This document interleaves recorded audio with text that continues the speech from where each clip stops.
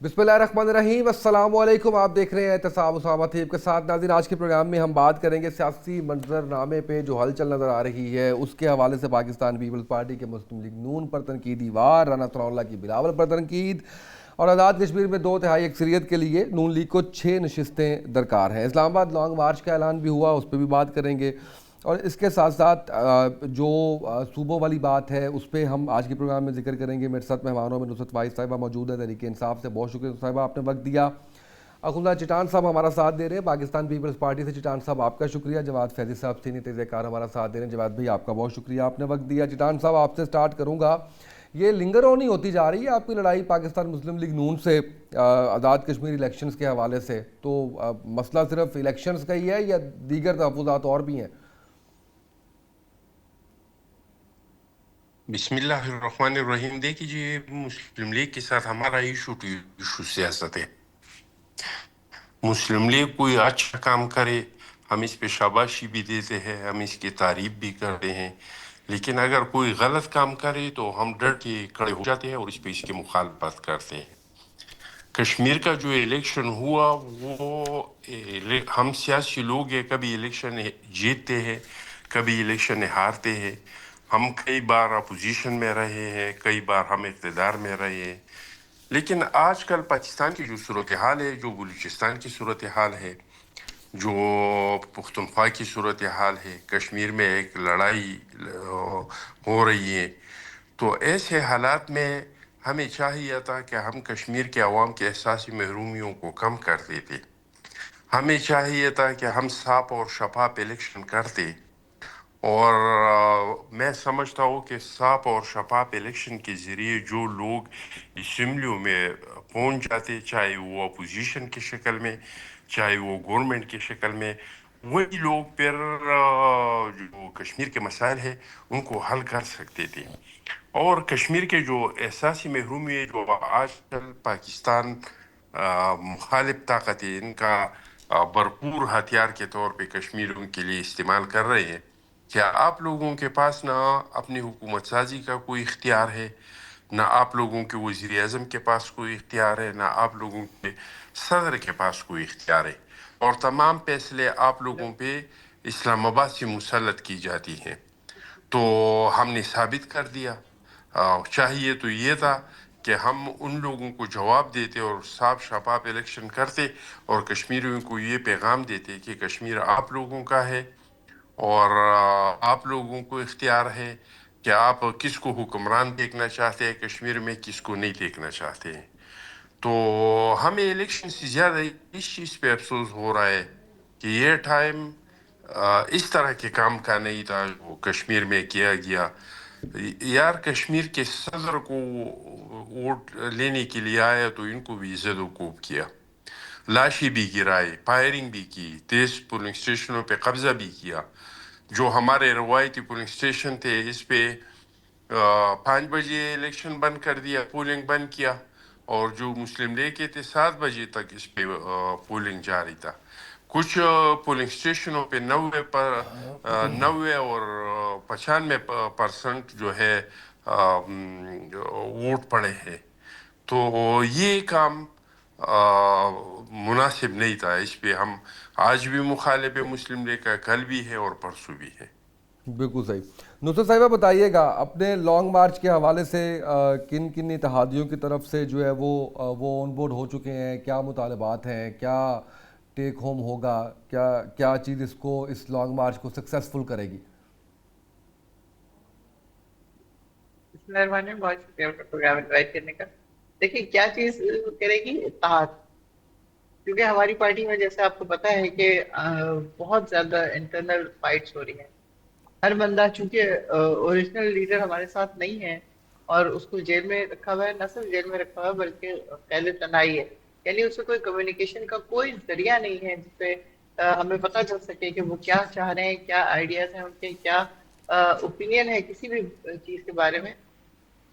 तो बाहर जो लोग हैं वो तो ज्यादातर जाहिर है वकील हैं, और वकील बहुत अच्छा भी हो सकता है और बहुत बुरा भी हो सकता है, लेकिन ज्यादातर हमारे पास बहुत अच्छे वकील हैं। लेकिन वकील होने का मतलब ये नहीं कि वो अच्छे सियासतदान भी है, क्योंकि अब जब ये लोग इनको इतनी बड़ी बड़ी पोस्ट मिल गई, نیشنل اسمبلی میں سینٹ میں چلے گئے، یہ پارٹی کے عہدے جو اتنے بہت بڑے بڑے ہیں، تو کیا یہ لوگ واقعی ڈیزرو کرتے تھے یہ سب کچھ؟ ایک ایسا انسان جس کو اندر انہوں نے بند کیا ہوا ہے، sorry، تو وہ جب تک کمیونیکیٹ نہیں کرے گا تب تک کوئی بھی چیز نہیں ہوگی، اختلافات بڑھتے رہیں گے، چیزیں اسی طرح بار بار ناکام ہوتی رہے گی، کیونکہ کبھی کوئی جو ہے وہ 12 ضلع طے کر لے گا، کبھی کچھ اور کر لے گا، کارکنوں کو چھوڑ کے چلا جائے گا۔ تو یہ والی چیز بہت زیادہ کاؤنٹ کرتی ہے، اور جہاں تک اتحاد کی بات ہے وہ ہمیں خود ہی کرنا پڑے گا، کیونکہ ہم لوگ، ہمارے پاس ہمارا لیڈر نہیں ہے، جب تک اتحاد نہیں ہوگا تب تک کوئی چیز کامیاب نہیں ہوگی۔ مین پوائنٹس کچھ مجھے اگر سوری آپ جی آپ کی جی میں مطالبات کے کچھ پوائنٹس آپ سے جاننا چاہ رہا تھا، میں شاید سٹارٹ میں کوئی آپ کا ایک فکرہ مس کر گیا جو آپ نے بتایا کہ سکسیس کیا ہوگی۔ جی دیکھیں، مطالبات تو صرف یہ نہیں ہے کہ ہمیں آرام سے اپنا پروٹیسٹ کر لینے دیا جائے۔ اگر حکومت سے مطالبات کی بات کر رہے ہیں آپ تو کیونکہ ہمارے زمانے میں آپ کو پتا ہے فضل الرحمان آئے جس میں اس وقت وزیر اعظم نے تقریر کی، بلاول نے تقریر کی، اور ڈپٹی خان صاحب نے ان کو کہا کہ آپ کو کسی بھی چیز کی ضرورت ہے تو ہم فراہم کریں گے، کھانا بھی، کمبل بھی۔ چٹان صاحب کیسے دیکھ رہے ہیں پاکستان تحریک انصاف کے لانگ مارچ کو؟ جس طرح سے بھی بات کر رہی ہیں نصرت صاحبہ اور اتحادیوں سے بات بھی ہو رہی ہے، پاکستان پیپلز پارٹی بھی حکومت سے نالا نظر آتی ہے، تو حکومت کے لیے تو مسائل بڑھتے ہوئے نظر آ رہے ہیں۔ جی بالکل، حکومت کے لیے مسائل بڑھتے نظر آ رہے ہیں۔ حکومت خاندان کے آپس میں بھی اختلاف ہے، ان کے وزراء کی بھی آپ بیانات دیکھ رہے ہیں کہ ان میں بھی بہت تضاد ہے، اس میں بھی گروپنگ نظر آ رہی ہیں، اور ہڑتالی بھی حکومت کے خلاف مسلسل ہو رہی ہیں۔ پیٹرول پمپ والوں نے احتجاج کیا، جماعت اسلامی نے احتجاج کیا، آج جو گڈز ٹرانسپورٹ ہے ان کا ہڑتال ہوا ہے۔ تو لگتا تو یوں ہے کہ حکومت کا جو کام ڈاؤن ہے وہ شروع ہو چکا ہے۔ اب کہاں پہ جا کے یہ رکے گی؟ اگر حکومت نے کوئی فہم سے کام لیا تو اس پہ قابو پا سکتے ہیں، اور اگر جس طرح کے یہ لوگ چل رہے ہیں اور جس طرح کے ان لوگوں کے آپس میں اختلافات ہیں، تو پھر پتہ نہیں کہ کب تک یہ لوگ چلا سکتے ہیں۔ جہاں تک پی ٹی آئی کے احتجاج کا تعلق ہے، تو میرا مشورہ یہ ہے پی ٹی آئی کے لیے کہ احتجاج ان لوگوں کا آئینی حق ہے، ان کا آئینی حق ان لوگوں سے کوئی نہیں چھین سکتا ہے، اور اگر کوئی چھیننا چاہیں گے تو پاکستان پیپلز پارٹی وہ واحد جماعت ہوگی یا سب سے پہلی جماعت ہوگی جو ہم پی ٹی آئی کے ساتھ کھڑے ہوں گے، بشرط یہ کہ اگر یہ لوگ احتجاج پرامن کرنا چاہیں۔ پرامن ہی جس کرنا طرح ہے۔ کے آئین اور قانون نے ان لوگوں کو حق دیا ہے احتجاج کا، اس طریقے سے کرنا چاہے تو یہ اس میں ان لوگوں کی کامیابی ہے۔ دوسری بات یہ کہ اگر یہ لوگ ماضی میں جس طرح کے کرتے تھے کہ اپنے ورکروں کو کہتے تھے کہ ڈنڈوں میں کیلی ٹونک دے، غلیل ساتھ لے کے آئے، ڈنڈے ساتھ لے کے آئے، کپن سر پہ باندھ کے ہم جائیں گے، اگر گھروں میں ہم واپس نہیں آئے تو ہمارے جنازے پڑھایا جائیں، تو اگر اس طرح یہ پرتشدد ہمارا نہیں تھا۔ احتجاج کریں گے تو مایوس سوائے اس کے کہ اپنے ورکروں کو تکلیف میں ڈال دیں گے، اپنی پارٹی کو مزید خراب کر دیں گے۔ اس کا نہ ماضی میں ان لوگوں کا پرتشدد احتجاج کا کوئی فائدہ ہوا ہے، اور نہ آئندہ کے لیے اس کو پرتشدد احتجاج کا کوئی فائدہ ہوگا۔ تو بہتر یہی ہوگا کہ احتجاج ان لوگوں کا آئین حق ہے، یہ لوگ احتجاج کریں لیکن پرامن اور آئین اور قانون کے اندر رہ کے احتجاج کریں، جس طرح کہ محترمہ نصرت صاحبہ نے مولانا فضل الرحمان صاحب کی کہہ دیا، چیئرمین بلاول صاحب کا ذکر کیا، تو مولانا فضل الرحمان صاحب بھی اسلام آباد میں آیا اور وہاں پہ دھرنا دیا، لیکن نہ ایک شاخ کا وہ درخت کا شاخ ٹوٹا، نہ ایک گملہ ٹوٹا، न किसी का वर्कर का सर किसी ने फाड़ दिया, न किसी पुलिस वाले का सर किसी ने फाड़ दिया। इस तरह चेयरमैन बिलावल साहब भी कराची से निकला और इस्लामाबाद तक उन्होंने लॉन्ग मार्च किया, लेकिन ना आवाम को कोई तकलीफ हुई, न सरकारी अमला को कोई नुकसान हुआ, न प्राइवेट अमला को कोई नुकसान हुआ। और पुरअमन तरीके से आइन और क़ानून जो इजाज़त देते हैं इसके अंदर रह के उन्होंने अपना एहतजाज मुकम्मल किया। तो इस तरह PTI भी अगर करेंगे तो मेरे ख्याल से PTI को फ़ायदा होगा। अगर माजी के रविश पे चलेंगे तो माजी में जिस तरह के उन्होंने नुकसानात उठाए हैं, इस बार फिर इस तरह के नुकसानात PTI वाले उठाएंगे। बिल्कुल सही, बिल्कुल सही। जवाद फैज़ साहब, गुज़िश्ता नुसरत आप बात करना चाह रही थी, मैं आपकी तरफ आता हूँ, लेकिन जवाद फैज़ साहब के जो है वो पॉइंट ऑफ व्यू के मैं आपकी तरफ रुख करता हूँ। जवाद फैज़ साहब ये बताइएगा, हमने सुना कि लिया है जहाज़, ये फ़िक्रा बड़ा गूंजता रहा। आप समझते हैं कि अब कुछ मुश्किलात खड़ी हो रही हैं नून लीग के लिए? ये जो कॉन्फिडेंस उनका है ये अब शेक होगा जब पाकिस्तान पीपल्स पार्टी भी इलेक्शन से हट के भी नाखुश नज़र आती है नून लीग से। PTI ऑलरेडी सारे मामलात आपके सामने हैं, तो कुछ मुश्किलात बढ़ती भी देख रहे हैं सर आप? देखिए, मैं तो ये समझ रहा हूँ कि जब भी 2.5 साल गुजर जाते हैं किसी भी हुकूमत के और पार्लियामान के, तो उसके बाद फिर वो अगले इलेक्शन मोड में जाना शुरू हो जाते हैं। फिर वोटर्स को दोबारा से मुतहर्रिक करते हैं, तंदु तेज गुफ्तगू होती है। मैं कुछ हिस्सा तो नहीं सुन सका मोहतरमा नुसरत साहिबा का, चौटार साहब की गुफ्तगू मैंने जरूर सुनी। और आज़ाद कश्मीर में जो हुआ, पहले मैं उधर आ जाता हूँ, एक जुमला कहना चाह रहा हूँ जी प्लीज। मैंने दस बस्ता गुजारिश की, बार बार हाथ जोड़ के। अभी तो यहाँ जो बारिश और इलेक्ट्रिसिटी का कोई इशू हुआ है तो उसकी वजह से मैं उस तरह से नहीं आ रहा जूम पे, लेकिन इशू ये है कि जब एक गैर मुल्की दुश्मन की साजिशों के तहत भी और कुछ दरून खाना कुछ ऐसे हालात पैदा किए गए आज़ाद कश्मीर के अंदर, उसके बाद कुछ ऐसे फैसले ले लिए गए जो बड़े सख्त भी हैं और मेरा ख्याल होने भी चाहिए थे, वगरना तो ये आग फैलती चली जाती। और उस सारी सिचुएशन में मेरा ये ख्याल है कि पाकिस्तान से और पाकिस्तान की सियासी जमातों की क़यादत कम अज कम उनके मुंह से गोलाबारी नहीं होनी चाहिए, कम अज कम उनके ज़बानों से फायरिंग नहीं होनी चाहिए थी, कम अज कम पाकिस्तान की बातें वहां जाके नहीं होनी चाहिए थी। अब ये धांधली, मुबैना धांधली, इल्जाम, आगे से जवाब, ये तो बात की बात है ना। ठा निशाना लगना तो पहले ही शुरू हो गया था ना, लिहाजा वो ना किया जाता, वहां का माहौल इतना सख्त ना किया जाता, इतना गर्म ना किया जाता। खून ज्यादा मेरे भाई हैं, लेकिन मसला फिर वही है कि जब जबानें जंगें लड़ने लग जाएंगी और तलवारों का काम लेना शुरू कर देंगे आप जबानों से, और अभी रिजल्ट भी नहीं आए, अभी पोलिंग भी नहीं हुई, तो वो सारी सिचुएशन में मेरा ख्याल है कि बड़ी जमातों की क़यादत को ज़ीरक भी होना चाहिए, जहादीदा भी बन जाना चाहिए, मैच्योर भी होना चाहिए। और उसमें ऐसी कोई चीज वहां नहीं होनी चाहिए कि मकबूजा कश्मीर के हालात तो हम दिखाएं पूरी दुनिया को, और दुश्मन जो है वो आज़ाद कश्मीर के हालात पैदा कौन किए, किसने किए, उस पर बहुत सारी बातें। आज भी मैं IG आज़ाद कश्मीर की बातें सुन रहा था कि किस तरह जवानों के पेट फाड़ दिए गए, उनकी आंतड़ियां निकाल दी गई, उनके माँ बाप को नंगा करके ब्लैकमेल करने के लिए वीडियोस बनाई गई। तो ये भी तो वहां पे हुआ ना।